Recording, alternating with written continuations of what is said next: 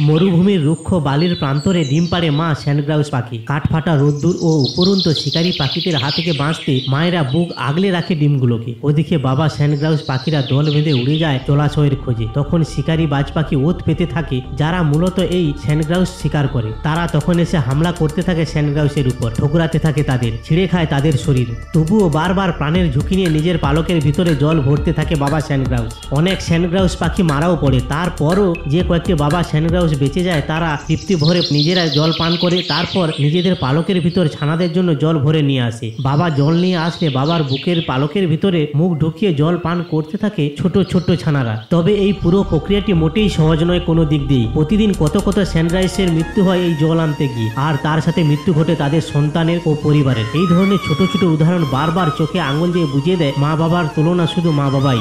নিজের বাবা মাকে একটু ভালোবাসলে তাহলে ভিডিও লাইক, শেয়ার এবং সাবস্ক্রাইব করে দেবেন।